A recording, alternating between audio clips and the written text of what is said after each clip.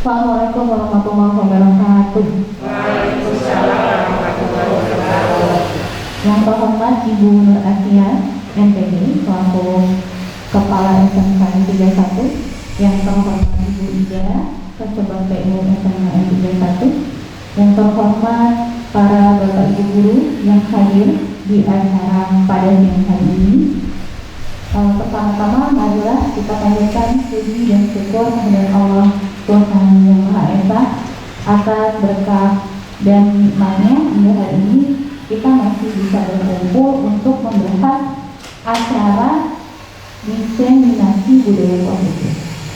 Nah, baiklah Bapak Ibu, sebelum kita masuk ke rangkaian acara ini, marilah kita membuka acara pada hari ini dengan membaca basmalah. Baik, sebelum kita membahas apa itu diseminasi budaya positif, mari kita sama-sama mendengarkan arahan dari Bu Nur Asia selaku Kepala SMK N31. Kepada Bu Nur Asia dipersilakan. Ya, terima kasih Bu Mariana selaku MC. Assalamualaikum warahmatullahi wabarakatuh. Selamat siang dan salam sejahtera. Teman-teman semua, hari ini kebetulan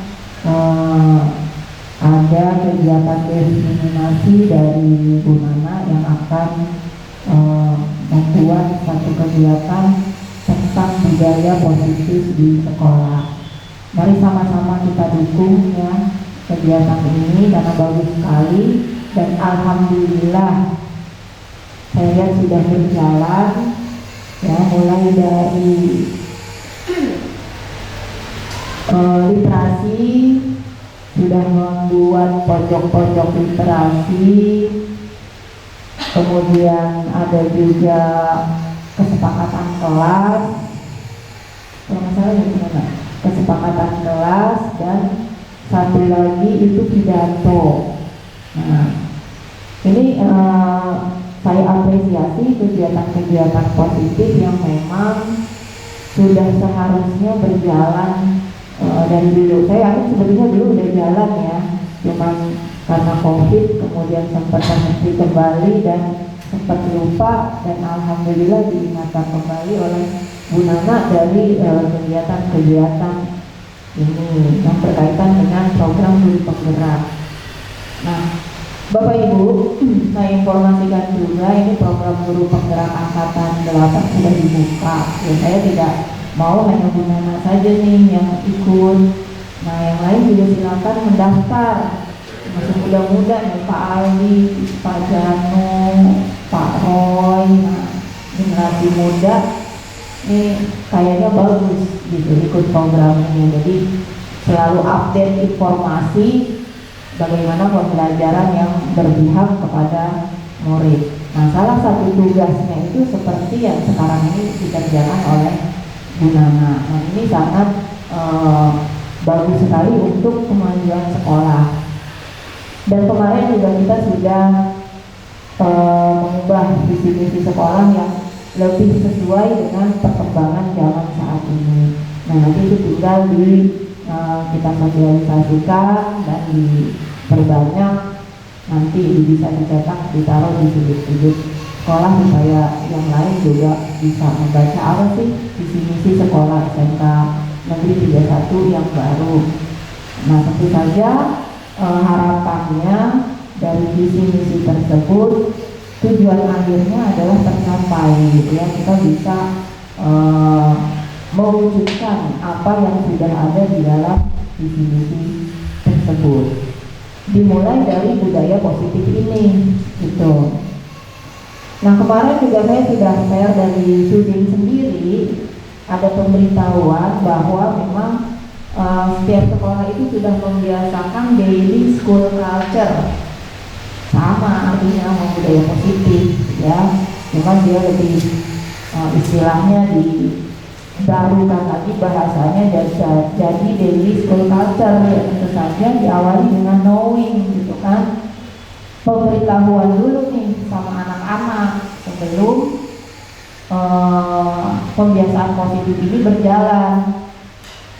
Contohnya tuh kemarin yang pidato bahasa Inggris kan nggak langsung betul-betul ditunjuk gitu ya. Kamu si A nanti maju ya, nah enggak kan? Ada proses sebelumnya, ada pemberitahuan sebelumnya. Siapa orangnya, tanggal berapa pidatonya, konsepnya seperti apa. Nah itu ada knowingnya dulu gitu. Jadi ada pemberitahuan dulu ke anak. Nah ini adalah bagian dari pembelajaran juga ke siswa. Nah sebetulnya bukan hanya bahasa Inggris saja, boleh ya, mau bahasa asing yang lain, mau bahasa Jepang, bahasa Korea ya persilahkan aja, tapi ya memang harus ada terjemahannya ya. Nah itu sangat bagus sekali untuk menambah wawasan kebahasaan siswa. Dan materi yang dikupas pada saat pidato juga beragam. Itu salah satu contohnya. Nah contoh yang lainnya juga literasi ya. Sudah ada one book one month, itu kalau nggak salah 1 bulan itu sudah menyelesaikan 1 buku. Nah nanti hasil-hasil anak ini literasinya bisa dirilis di web. Saya minta juga Bu Nana ada yang di web Bu, gitu kan. Bukan hanya cetakan doang, di web juga ditampilin tuh hasil literasinya. Jadi jejak digitalnya ada, udah berjalan loh anak-anak nulis melalui media sosial di web sekolah. Nah itu nanti silakan saja Bu Nana di 3 bulan sekali gitu ya, ada di web. Jadi dia juga bisa melihat lagi yang dia tulis itu di dalam web sekolah. Nah itu juga pembelajaran yang bagus buat siswa kita. Jadi kalau ini secara konsisten berjalan, saya yakin pasti ada dari 31 nanti yang jadi penulis gitu loh. Iya, Bapak Ibu gurunya juga bisa ya kan, dengan melatih anak-anak, mau nggak mau kan Bapak Ibu gurunya juga jadi tertantang gitu. Kayaknya bisa juga nih saya buat best practice terus ditampilin di web gitu. Nah jadinya lama kelamaan ini akan menjadi kebiasaan yang secara tidak sadar sudah kita lakukan di sekolah kita sehari-hari. Jadi kebiasaan yang sangat bagus, sangat berkembang. Jadi memang ujung tombaknya atau jantungnya adalah di Bapak Ibu guru di sini, semuanya mesti terlibat gitu. Tidak akan jalan tanpa dukungan dari Bapak Ibu guru. Nah, mungkin saya juga tidak berpanjang lebar. Alhamdulillah diseminasi ini bisa dihadiri oleh guru-guru yang masih muda. Ini saya lihat kayaknya muda-muda semua ya. Jadinya bisa meneruskan gitu, meneruskan dari hasil hari ini nanti buat inovasi apa lagi gitu kan. Nah, yang penting kalau selama itu positif Bapak Ibu saya mendukung ya, apalagi ini untuk kemajuan sekolah. Jadi kita sama-sama memajukan sekolah ini dengan niat yang baik ya. Semoga kedepannya juga hasil-hasil lulusan dari SMK 31 juga lebih baik dan terserap di dunia kerja ya. Itu saja sih mungkin yang dapat saya sampaikan hari ini. Kurang lebihnya mohon maaf. Wassalamualaikum warahmatullahi wabarakatuh. Terima kasih kepada Bu Nur Asia atas arahannya. Bapak Ibu, saya hanya mengingatkan ya untuk Bapak Ibu yang tertarik ya Bu ya untuk bikin buku, kan waktu itu Ibu juga pernah share ya di grup discussion itu yang satu buku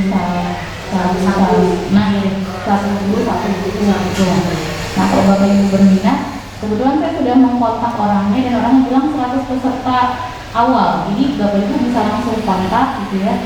Kalau mau berminat, acaranya di GIC tanggal 15 hari Kamis. Gitu. Nah, kalau nanti ikut bisa jadi sumber lagi tuh nanti Bapak Ibu kalau misalnya bikin buku bagaimana. Kalau anak kan dia menguploadnya misalnya per bab gitu ya, tapi kalau gurunya bisa misalnya sesuai keahliannya menghasilkan buku gitu ya Bu, kan itu juga jadi nilai tambahan ya. Daftar dulu di linknya, daftar di linknya, dan kalau ada pertanyaan menghubungi narahubungnya. Insya Allah narahubungnya cepat kalau balas WhatsApp, karena memang beliau dari itu dipercaya buat ibaratnya informasi jadi 100 tercepat katanya. Kayak gitu ya, itu tambahan dari saya. Baik, buat yang dari kemarin penasaran tuh sebenarnya penasaran mau kita sampai WA para kita disuruh ngapain sih, saya bilang gitu. Di seminar positif itu apa sedang apa kita disuruh nari sih, budaya itu nari atau gimana gitu. Mari kita sama-sama simak diseminasi budaya positif ya, khususnya untuk sekolah kita itu seperti apa. Dan Bapak Ibu juga nanti setelah penjelasan dari Bu Nana ada sesi tanya jawab. Jadi setelah mendapatkan informasi dari Bu Nana punya gambaran lain misalnya atau ide-ide kreatif lainnya, silakan disampaikan kepada Bu Nana dipersilakan. Terima kasih kepada Bu Mariana. Assalamualaikum warahmatullahi wabarakatuh. Selamat siang dan salam sejahtera untuk kita semua. Yang sama-sama kita hormati Ibu Nur Asia selaku Kepala SMK Negeri 31 Jakarta, teman-teman Bapak Ibu guru. Alhamdulillah pada hari ini kita bertemu di sini dalam rangka kegiatan diseminasi budaya positif di sekolah. Semangat pagi. Sebelum kita memulai apa isinya diseminasi budaya positif gitu ya, tadi yang seperti disampaikan oleh Ibu Mariana, silakan Bapak Ibu berdiri terlebih dahulu, kita ice breaking sebentar biar nggak ngantuk ya. Kita sambil bernyanyi, begini gerakannya.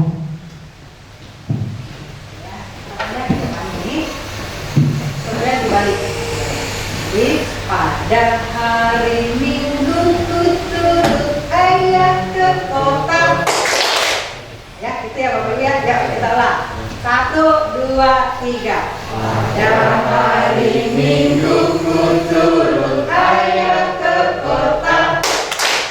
Naik delman istimewa, ku duduk di muka.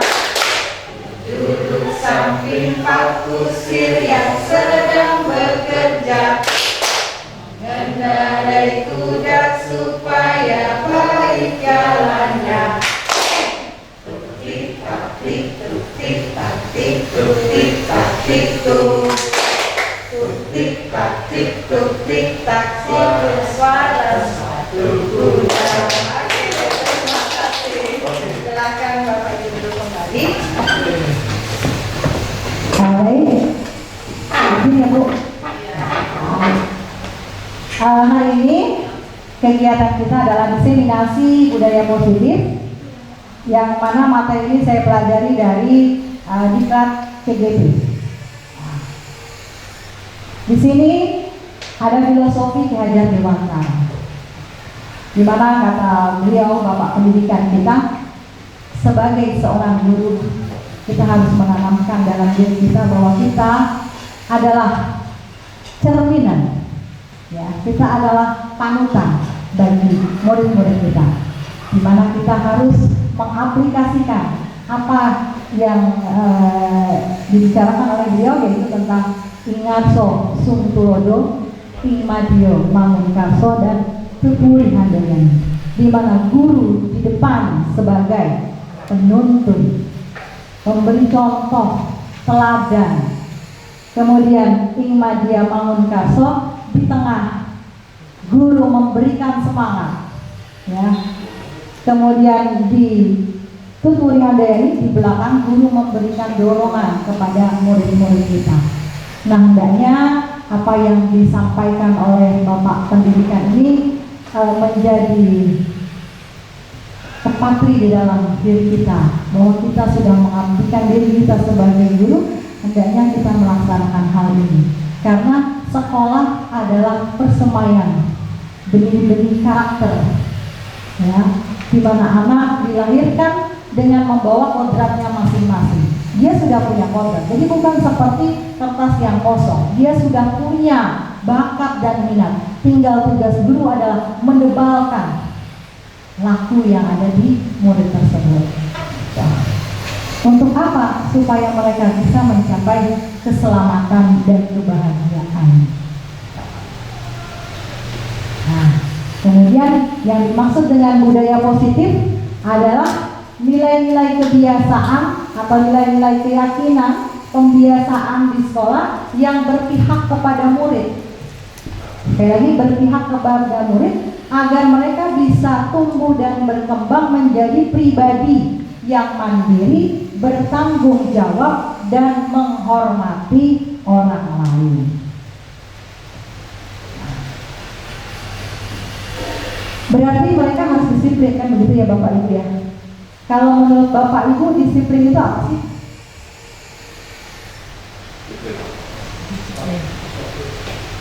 Mengikuti semua Taat sama aturan, kan begitu? Ya kan? Taat, patuh, berarti kan konotasinya kita melakukan itu karena takut, ya kan? Karena ada paksaan kita untuk melakukan itu. Nah sebenarnya disiplin itu berasal dari bahasa Latin, yaitu disiplina, yang artinya belajar. Jadi kata disiplin itu sebenarnya bukannya melakukan sesuatu karena takut, tapi adalah belajar. Di mana belajar ini bisa dari lingkungan yang ada di sekitarnya. Nah, gitu ya. Tapi di sini di Indonesia budaya kata disiplin itu berubah menjadi sesuatu yang dilakukan seseorang pada orang lain untuk mendapatkan kepatuhan, gitu ya. Padahal maknanya sendiri adalah belajar. Oh. Kemudian disiplin positif ya, salah satu untuk menciptakan budaya positif yaitu dengan menerapkan disiplin positif. Ya, yang mana disiplin positif itu adalah penerapan disiplin tanpa kekerasan dan ancaman, tetapi melibatkan komunikasi yang efektif antara guru dan murid. Jadi bukannya kita menerapkan hukuman dan sebagainya, tapi bagaimana kita menjalin komunikasi antara guru dan murid, sehingga murid itu akan paham, gitu ya, konsekuensi dari apa yang mereka perbuat, sehingga mereka bisa bertanggung jawab. Nah, ada pertanyaan romantik. Bapak Ibu kira-kira setuju ya? Dengan yang pertama, hukuman dapat mendisiplinkan anak. Kira-kira setuju nggak? Hukuman bisa mendisiplinkan anak. belum tentu. Alasannya apa? Ya, karena tergantung anak itu bagaimana ini ya, karakternya juga. Kalau misalnya memang ketika dihukum itu dia tidak kan, ibaratnya kan dia kan melakukan itu kan banyak kan hukuman itu kan terpaksa. Jadi bukan dari hatinya. Betul. Jadi ya ibaratnya ketika dihukum itu bukannya sadar malah tambah kesel sama kita. Betul. Bagus sekali, tepuk tangan buat Pak Ali. Nah, ya, betul sekali. Hukuman di sini pernyataannya hukuman dapat mendisiplinkan anak. Mungkin bisa, tapi hanya sesaat. Karena dia takut tadi. Betul. Yang kedua, pemberian hukuman dengan hal positif seperti membaca atau membersihkan halaman sekolah dapat meningkatkan disiplin anak. Kira-kira gimana? Kalau kita memberikan hukuman, tapi hukumannya positif, misalnya membersihkan halaman sekolah, kemudian disuruh membaca, disuruh lain-lain, kira-kira bisa nggak mendisiplinkan anak? Ya. Mungkin bisa jadi kebiasaan. Karena disiplin juga bisa jadi Iya. kebiasaan juga. Bisa juga, tapi karena masih ada rasa takutnya itu, gitu ya. Ketiga, memberi penghargaan dapat meningkatkan motivasi belajar anak. Pemberian penghargaan bisa meningkatkan motivasi belajar anak. Iya. Misalnya, kalau ada anak yang dapat nilai ulangan 100, saya kasih hadiah bolpen misalnya. Bisa. Bisa kan? Tapi kalau ya saya nggak dapat 100, menimbulkan rasa Kecewa. Tuh ya. Sekarang Bapak Ibu, ada paradigma. Anggaplah kita ada sesuatu di tangan kita, ya. Sesuatu itu sangat berharga. Bapak Ibu berusaha mempertahankan itu. Bapak Ibu tidak mau memberikan kepada orang lain. Itu ya yang pertama. Kemudian teman Bapak Ibu mencoba nih, dia bisa merayu, ayo dong, kasih lihat dong, bagi dong, gitu ya, merayu, meraju, kemudian macam-macam ya, bisa membujuk, bisa juga menyuap, agar Anda bisa membuka telapak tangan Anda. Kira-kira Bapak Ibu gimana? Ini sesuatu yang berharga di sini, di tangan kita. Kira-kira gimana? Bapak Ibu mau nggak buka? Ini sesuatu yang sangat berharga bagi diri Bapak Ibu. Mempertahankan, bagus. Gimana? Berarti kan selama kita tidak mau membuka ini, orang lain nggak bisa. Ya, tidak bisa orang lain mempengaruhi kita karena kita kuat kepada pendirian tadi. Nah, ini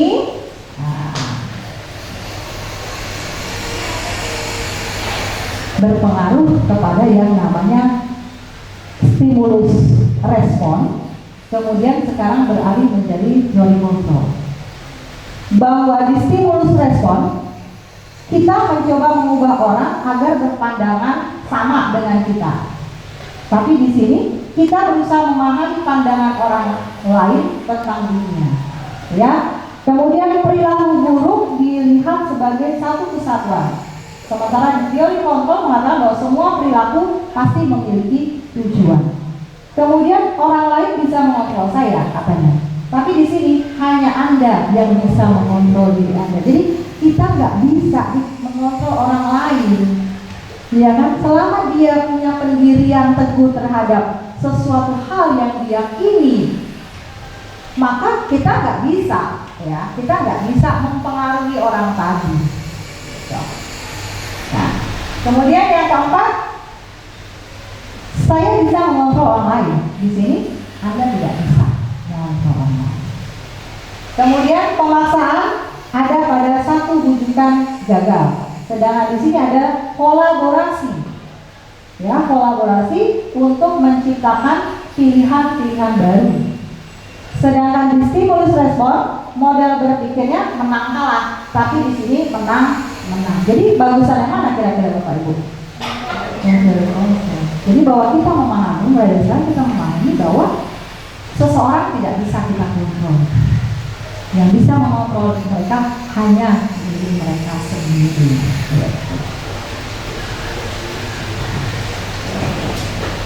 Penemuan disiplin positif itu sebagai salah satu upaya untuk mencapai nilai-nilai kebajikan atau nilai-nilai yang mulia. Maka itu diperlukan dibuat keyakinan kelas atau keyakinan sekolah, atau bisa juga kesepakatan kelas. Jadi kenapa kok tidak disebutkan peraturan?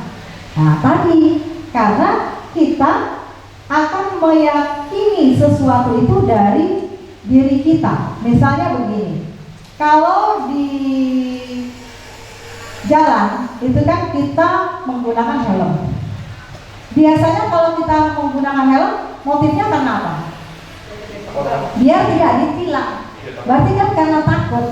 Ya, sementara sebenarnya menggunakan helm itu demi keamanan keselamatan diri kita. Nah, itu yang mau kita munculkan, bahwa anak melakukan itu bukan karena takut ditilang polisi, tapi memang dia meyakini bahwa pakai helm itu untuk keselamatan dirinya.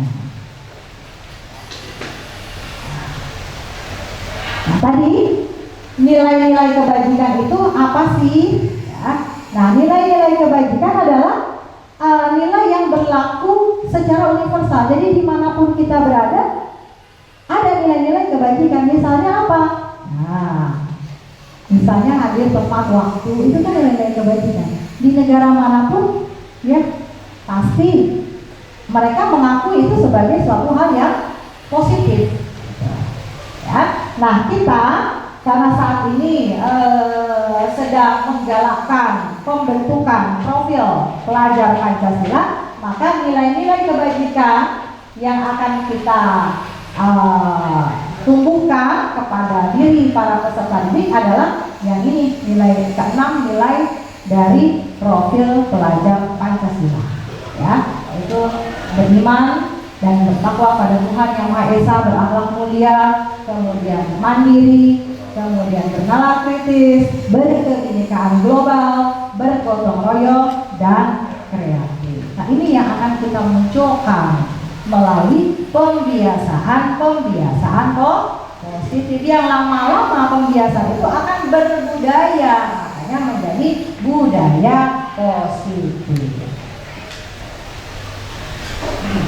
Ya, ini tadi ya, untuk melakukan sesuatu hal yang positif maka harus munculkan dulu dalam diri kita ya keyakinan bahwa hal itu baik untuk diri kita. Makanya bagaimana kita bisa menumbuhkan motivasi dalam diri kita masing-masing yang disebut dengan motivasi intrinsik. Jadi misalnya Bapak Ibu guru, mohon maaf, datang ke sekolah tepat waktu, berarti kan sudah bagus. Bukan datang ke sekolah karena takut ditegur kepala sekolah, ya kan? Takut dipotong PKD-nya, ya kan? Tapi bagaimana kita bisa memberikan contoh kepada anak-anak kita untuk tepat waktu, baik di sekolah maupun di kelas. Ya, sehingga jadi kita perlu menumbuhkan yang tadi motivasi intrinsik. Ya, begitupun dengan para siswa. Nah, menurut teori motivasi ada 3 jenis motivasi. Yang pertama ada 2 ya, motivasi eksternal dan motivasi internal. Nah, yang akan kita kembangkan adalah yang motivasi internal, karena untuk motivasi eksternal itu sifatnya musiman. Dia rajin kalau ada hadiah dari gurunya, ya kan? Dia rajin kalau di situ ada guru tertentu yang dia senangi, ya kan? Jadi maksudnya bagaimana kita bisa menumbuhkan dalam diri para siswa untuk menumbuhkan motivasi dalam diri mereka. Terkadang anak melakukan kesalahan ya, dimana kita sebagai guru harus tahu dulu ya apa alasan yang mendasari mereka melakukan kesalahan itu. Nah, di sini kalau kita berbicara kebutuhan dasar ada 5 macam kebutuhan. Yang pertama adalah bertahan hidup, sandang, pangan, papan.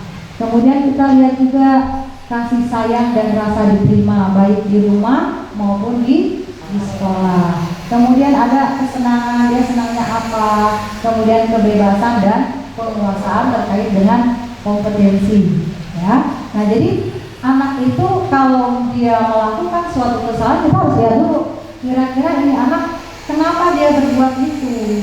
Mungkin ada salah satu dari kebutuhan ini yang belum terpenuhi. Seperti misalnya terkadang anak suka cari-cari perhatian kita, ya kan? Berarti kan ada kebutuhan yang dia tidak dapatkan di rumah. Antara lain kebutuhan kasih sayang. Nah, kita mengakomodir itu. Ya. Kemudian dalam kita menangani suatu masalah yang dilakukan oleh siswa dalam hal pelanggaran disiplinnya, maka ada 5 posisi kontrol. Yang pertama adalah penghukum, yang kedua pembuat orang merasa bersalah, yang ketiga sebagai teman, yang keempat sebagai pemantau, dan yang kelima manajer. Kalau tipe yang penghukum kira-kira gimana nih Bapak? Betul, belum apa-apa udah ngomel duluan, ya kan? Nah, kalau tipe kita penghukum, maka anaknya akan menjadi pemberontak. Ya. Kalau dia langsung dihukum, maka akan menimbulkan sifat pemberontak. Kemudian apa? Dia akan mengulangi lagi kesalahan itu. Ya. Nah, kemudian kalau kita bertindak sebagai pembuat orang merasa bersalah, maka hasilnya anak akan menyangkal, menyembunyikan, berbohong, kemudian dia merasa rendah diri. Nah, kemudian sebagai teman berarti murid ini hanya akan berlaku disiplin bagi guru-guru yang dianggap temannya. Berarti kalau sama Pak Roy, oh ini anak ini banget deket gitu ya, berarti oh dia akan nurut sama Pak Roy. Tapi manakala sama Bu Ratu, dia beda lagi gitu kan. Nah, karena posisi Pak Roy tadi sebagai teman. Kemudian pemantau. Nah, ini pemantau. Jadi di sini murid akan menyesuaikan diri karena diawasi. Kemudian di sininya dia menitik beratkan pada sanksi atau hadiah untuk dirinya. Nah, sedangkan yang terakhir adalah posisi sebagai manajer. Nah, ini dari kelima posisi kira-kira mana yang paling bagus yang kita akan gunakan? Yang manajer, gitu ya. Karena dengan manajer, guru akan mengajukan pertanyaan-pertanyaan terlebih dahulu, kemudian mengaitkan dengan keyakinan kelas, kemudian dia menguatkan pribadinya, kemudian anak akan mengevaluasi dan bagaimana cara memperbaiki dirinya. Jadi sebagai seorang guru, tapi kita harus memposisikan diri kita dalam menghadapi permasalahan yang dilakukan oleh anak dengan mengambil posisi sebagai manajer, ya. Nah, kemudian ini perbedaan hukuman dan konsekuensi. Jadi kalau hukuman, bagaimana di sini ya, ada sesuatu. Kalau hukuman itu biasanya menyakitkan, ya, kalau dihukum. Nah, kemudian membuat anak sakit atau baik fisik maupun hati, sakit hati gitu ya. Jangka waktu yang lama, anak akan membenci kedisiplinan, kemudian paksaan dan sebagainya. Nah, sekarang kira-kira nih, Bapak Ibu, ada tindakan guru, anak diminta mencatat 100 kali dalam buku, saya tidak akan terlambat lagi karena saya tidak akan terlambat lagi, ya, karena anaknya ini terlambat. Kira-kira ini hukuman atau konsekuensi? Hukuman. Saya hukuman.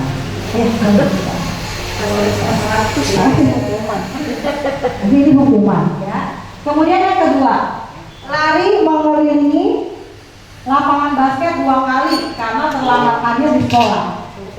Kira-kira hukuman. Kita lihat, betul, hukuman. Yang ketiga, murid diminta push up karena tidak menggunakan masker. Hukuman. Mengganti kertas tugas teman yang telah dicoret-coret.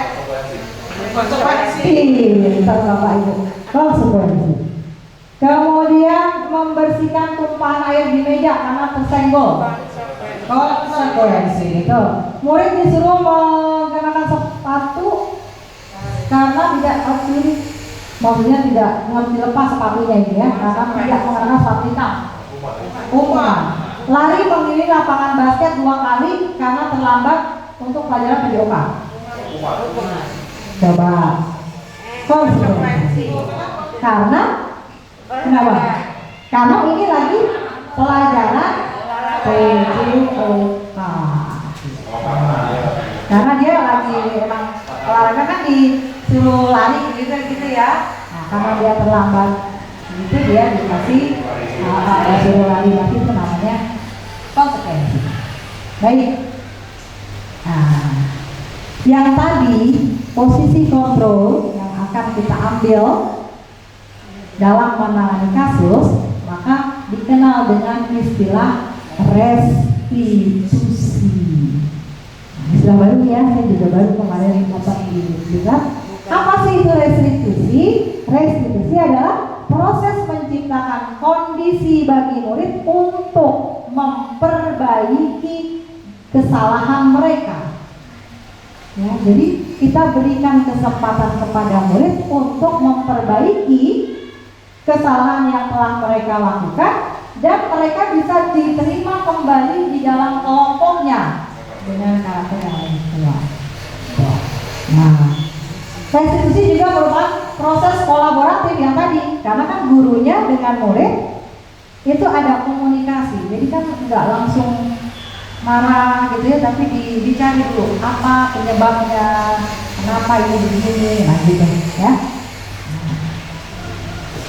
Ini saya perbedaan antara hukuman, konsekuensi dan restitusi. Di dalam kegiatan restitusi dikenal dengan 3 tahapan.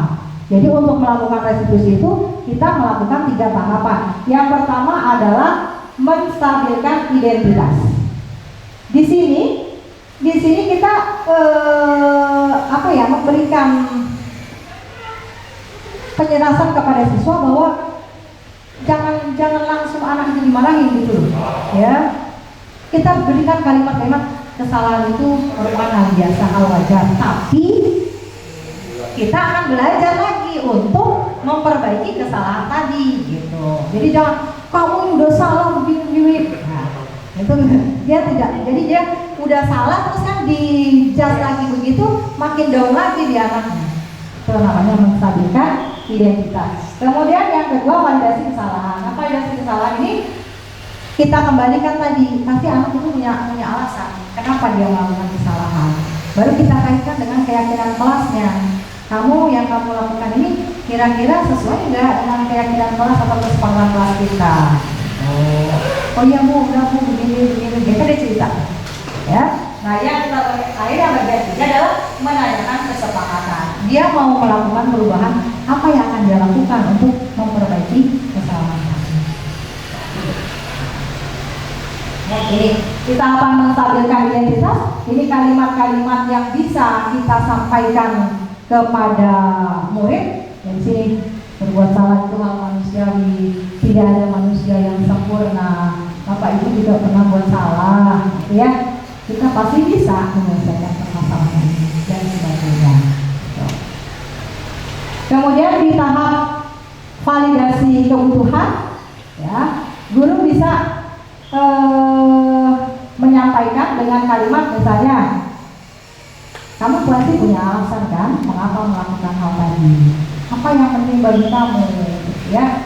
Maukah kamu belajar supaya yang kamu butuhkan tanpa menunggu, apakah kamu bisa melakukan dengan baik untuk keesokan hari, ya.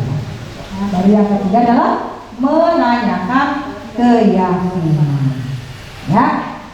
Apa nilai-nilai kepercayaan, nilai-nilai keyakinan yang telah kita buat di kesepakatan kelas, ya.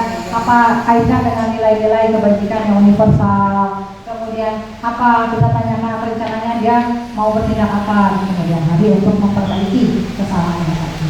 Nah ini coba kita masuk ke studi kasus Bapak Ibu. Saya bacakan studi kasusnya. Sabrina hari itu bangun terlambat dan terburu-buru sampai di sekolah. Akhirnya dia tiba di pintu gerbang. Ternyata sepatunya tidak berwarna hitam, ya, tidak sesuai dengan peraturan sekolah. Di depan kelas, Pak Lukman memperhatikan sepatu Sabrina yang berwarna coklat. Sabrina berusaha menjelaskan bahwa dia terburu-buru dan salah mengenakan sepatu. Pak Lukman bertanya kepada Sabrina, apa peraturan sekolah tentang seragam untuk sepatu? Sabrina menjawab, sudah mengetahui bahwa warna hitam, tapi karena dia terburu-buru, maka dia jadi salah ambil gitu ya, salah ambil sepatunya jadi warna coklat. Nah, kata Pak Lukman, ya udah, kamu udah melanggar peraturan sekolah, kamu salah, udah terlambat, salah pula warnanya, ya. Udah buka sepatu kamu tidak boleh mengenakan sepatu sampai pembelajaran berakhir, ya. Sabrina udah minta maaf sama Pak Lukman nih, ya. Nah, tapi Pak Lukman tidak mau tahu. Tidak, kamu telah melanggar peraturan sekolah. ya. Kalau sepatunya tidak bisa diantar ke sekolah, maka copot sepatumu dan silakan belajar tanpa sepatu seharian. Gitu kata Pak Lukman. Akhirnya Sabrina berangkati mencopot tuh sepatunya. Nah, seharian dia tidak berani keliling sekolah karena malu, gitu ya. Nah, pertanyaannya, posisi apa yang diambil Pak Lukman? Penghukum ya? Penghukum. Apa indikatornya? Langsung menggas anak. Meskipun sudah dijelaskan, tetap saja memberikan hukuman. Iya. Yang dilakukan. Sebenarnya anaknya juga salah sebenarnya. Iya. Tapi tak sudah melakukan Pak kesalahan. Lukman udah langsung aja kan? Iya. Karena dia sepatunya udah nggak sesuai, udah pokoknya kalau kamu nggak bisa antar sepatu, lepas sepatunya. Nah, itu indikatornya bahwa Pak Lukman itu bertindak sebagai penghukum. Nah, yang kedua, bila Pak Lukman mengambil posisi sebagai manajer, kira-kira apa yang akan dikatakannya? Pertanyaan-pertanyaan apa yang mau disampaikan kepada Sabrina? Coba siapa yang bisa memberikan tanggapan? Ya, silakan Bu Dewi. Ya. Pertama, Pak Lukman harusnya bertanya mengapa sampai terlambat. Ya. Nah, terus mengapa dia kok sampai salah mengambil sepatu? Memang sepatunya ada berapa? Ya. Terus apa ya? Lagi. Ketiga apa ya? Apa lagi kira-kira? Kan tadi tahapan kalau dia manajer ada 3 tahapan. Tadi Pak Bu Dewi udah benar. Pertama, dia menanyakan gitu ya apa Kemudian alasan kenapa dia sepatunya begini. Terus yang berikutnya kira-kira apa? kalau misalnya memang dia lupa, ya wajar. Nah, itu berarti dia menstabilkan identitasnya gitu ya. Nah, terus yang satu lagi, Kalau dikasih konsekuensi, kalau misalnya memang nanti kakak dia bakal melakukannya lagi, apa yang harus berbuat? berarti kita mengaitkan dulu dengan keyakinan kelasnya dulu kan. Berarti kira-kira ke depannya apa yang akan dilakukan oleh Sabrina agar dia tidak mengulangi kesalahan. Itulah yang dimaksud dengan apa tuh? Segitiga restitusi. Sekarang kita lihat dulu ya videonya. Melakukan demonstrasi untuk segitiga restitusi. Baik, terima kasih Bu atas doanya. Terima kasih.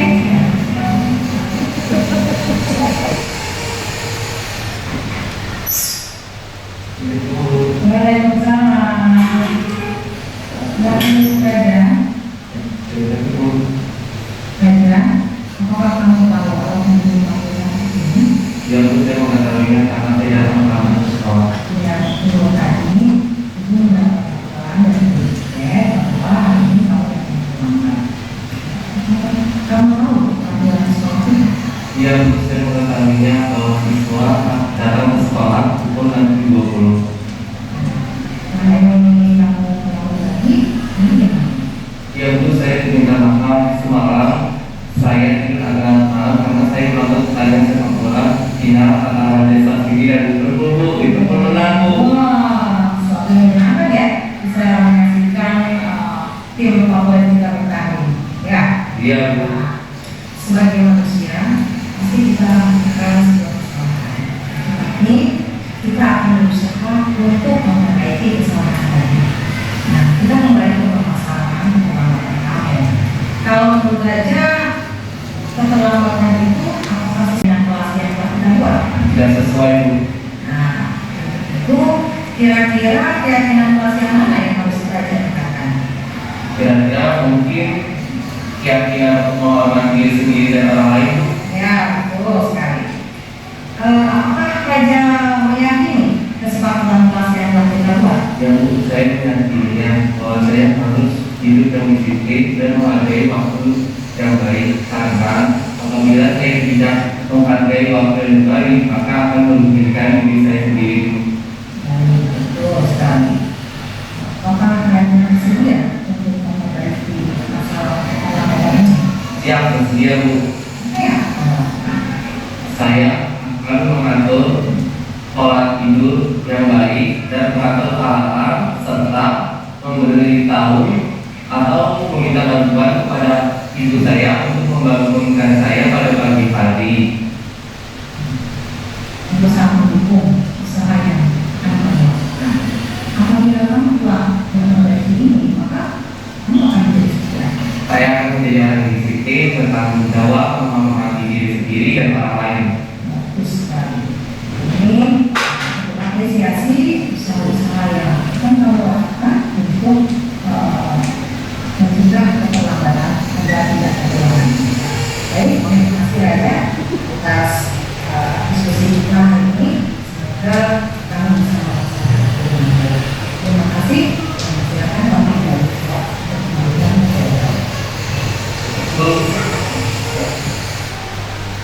Jadi itu untuk penanganan kasus kira-kira seperti itu. Jadi ada 3 tahapan ya Bapak Ibu. Yang pertama tadi menstabilkan identitas, yang kedua validasi kesalahan, dan yang ketiga menanyakan ke keyakinan.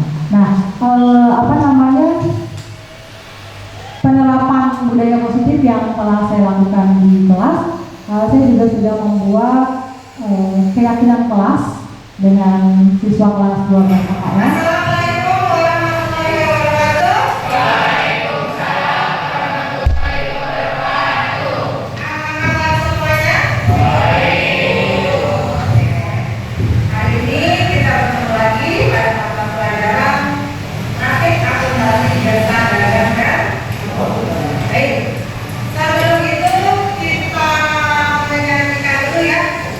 Biar kelas 12 KKL. Ya, silakan berdiri.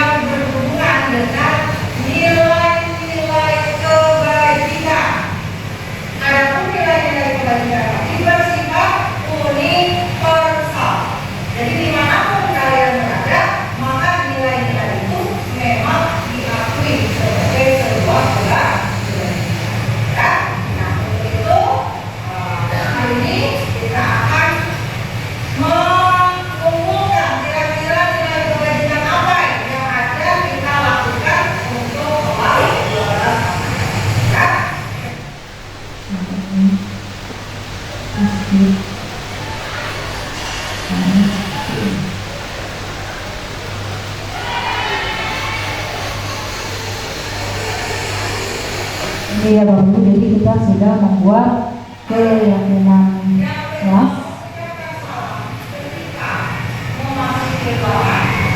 Kemudian yang ketiga menolong remaja membutuhkan. Yang keempat bersikap jujur dan bertanggung jawab. Kelima menjaga kebersihan, dan yang keenam hadir tepat waktu. Ini Ya. ya Bapak Ibu, ini kesepakatan kelas. Jadi nanti Bapak Ibu bisa membuat hal yang sama di kelas yang Bapak Ibu ucapkan, gitu ya. Kemudian saya juga sudah membiasakan anak memberitakan hasil literasi di depan kelas.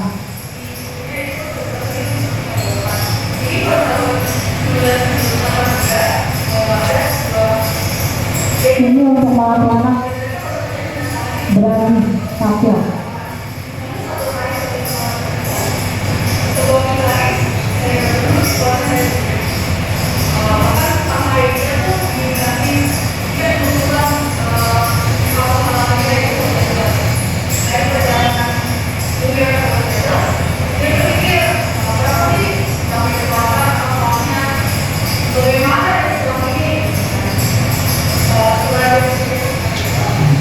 Ini ya Bapak Ibu, ini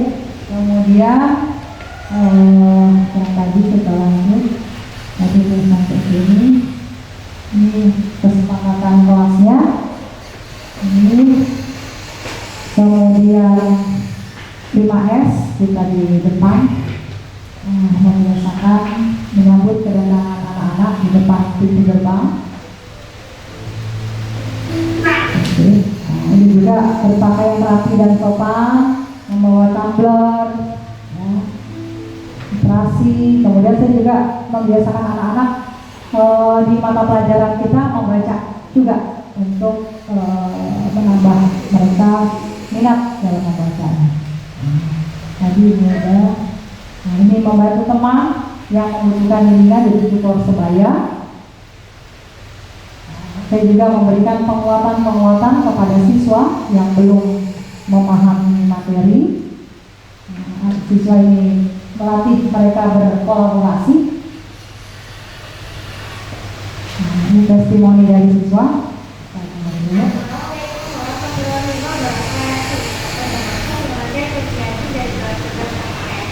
Saya ingin menyampaikan refleksi tentang kegiatan yang dilakukan oleh teman-teman di dalam kelas.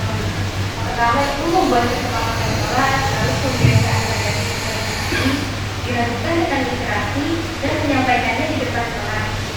Lalu kita selalu menjaga kepercayaan kelas dan sebenarnya selalu memberikan ekspresi di tengah-tengah pembelajaran agar kami tidak disampaikan.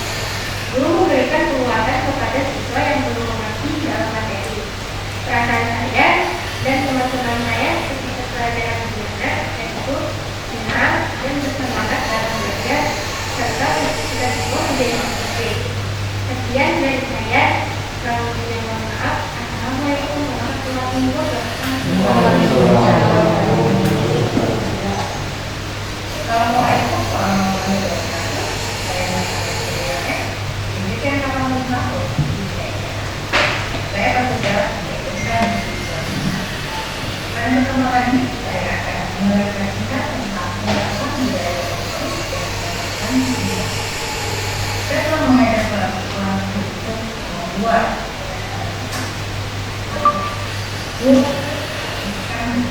nilai-nilai sebenarnya sehingga betul bisa dikatakan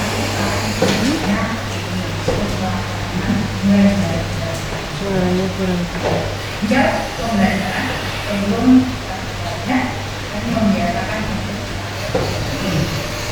kita Indonesia Raya mengendalikan dengan dalam berarti yang membuka siswa untuk menuliskan baca dan menyampaikan untuk menunjukkan keberanian mereka komunikasikan ya dan memahami. Selain itu juga kami sudah mengatakan bahwa orang mengelola pelajaran mereka bisa kolaborasi dengan teman-temannya tentang hal yang belum disuarai. Kemudian kita juga sudah membiasakan untuk selalu hadir tepat waktu, tempatnya, tampil dan bahan makan dan lain-lain. Untuk menangani kebutuhan pelajaran yang dilakukan oleh siswa, kita telah mencoba untuk akan revisi karena dari sisi manajer bisa untuk membangkitkan dalam dakwah sehingga mereka bisa memiliki kesadarannya dan hal yang perlu saya tinggalkan adalah saya harus berlatih bagaimana melaksanakan jadi secara fungsi dimana kita bisa mencari solusi dari permasalahan yang kan atau yang dilanda oleh siswa. Dan juga saya banyak memberikan pelajaran kepada siswa dan melakukan siswa dan bisa menuliskan ini mereka. Terima kasih.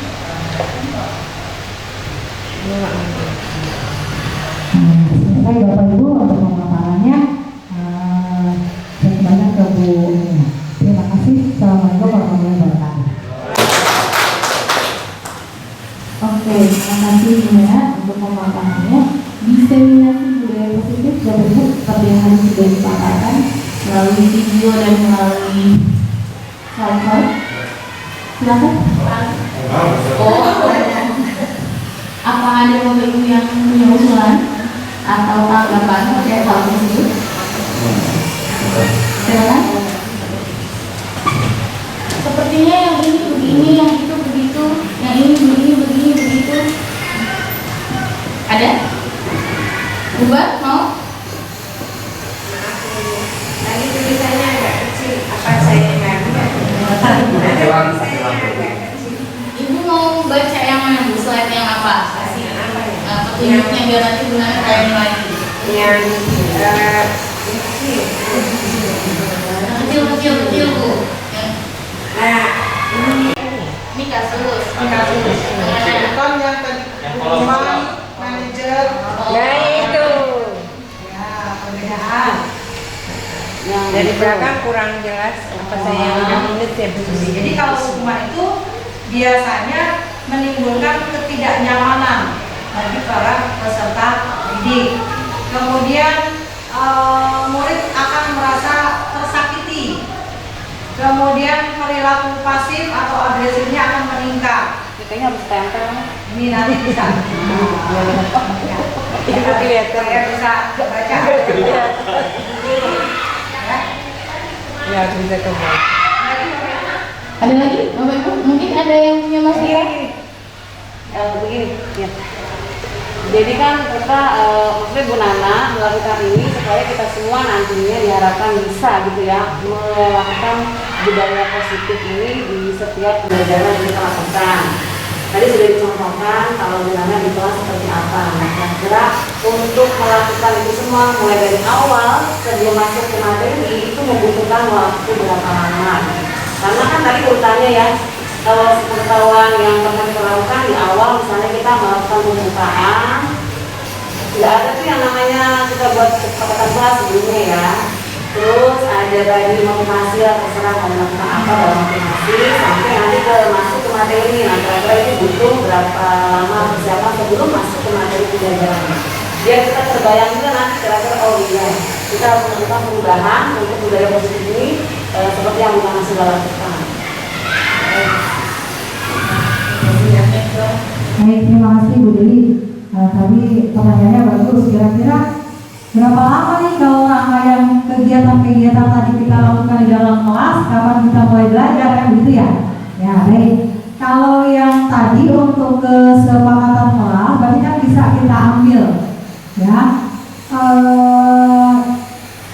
Di awal pembelajaran, kalau kita misalnya belum membuat kesepakatan kelas, kita buat dulu. Nah, kesepakatan kelas kan nggak perlu kita buat setiap hari dulu ya. Nah, misalnya kita sudah membuat kesepakatan kelas, berarti dilanjutkan dengan kebiasaan lainnya kan di pagi hari kita tadarus. Nah, pada saat kita melakukan tadarus, ya kondisikan bahwa anak itu kan tadi beriman dan bertakwa. Nah, baca Al-Qurannya juga saya biasa dibesarkan. Saya minta kesadaran dari anak untuk menyuarakan Al-Quran. Karena hal itu saya kaitkan dengan keagamaan. Karena yang namanya ajal manusia ya kita kan nggak tahu. Tapi saya kaitkan dengan itu bahwa kalau kita melakukan tadarus di pagi hari walaupun 5 atau 10 ayat, paling tidak kan kita ikhlas menghasilkan pahala yang akan kita bawa untuk bekal kembali nanti. Jadi saya kaitkannya dengan agama gitu ya. Nah kemudian pada saat menyanyikan Indonesia Raya, ya kan, posisikan anak itu posisinya adalah siap, ya, posisi sempurna. Jadi kita pun sebagai guru ya harus memberikan contoh. Tadi kan kita harus memberi contoh dulu bagi anak-anak. Kemudian baru di selama pembelajaran itu kita mulai kan pembelajaran, ya kan? Setelah pembelajaran baru kita extreme dulu supaya anak konsentrasi, jangan baru-baru masuk skill kita latihan langsung gitu.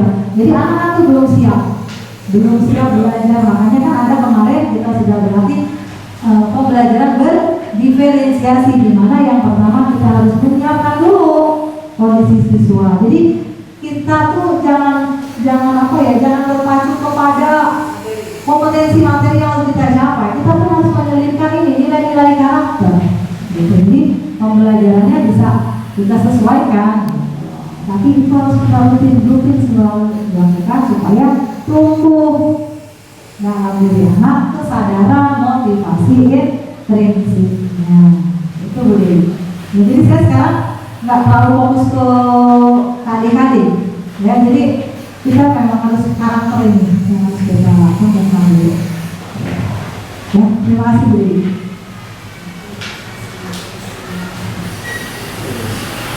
Ada lagi? Teman-teman?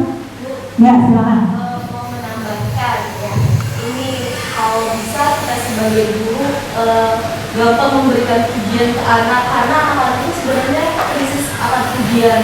Walaupun mereka kelihatan melakukan sesuatu hal yang baik, walaupun itu sedikit kita berikan ujian, karena itu akan menambah kepercayaan diri mereka untuk melakukan hal baik lebih banyak lagi gitu. Karena kalau ditanya apakah di rumah mereka mendapat ujian dari ini, tidak sama sekali. Jadi kita sebagai guru di sekolah mungkin lebih banyak aja memberikan ujian, karena sih selama kita guru-guru pun kita juga jarang memberikan ujian untuk teman-teman sejauh.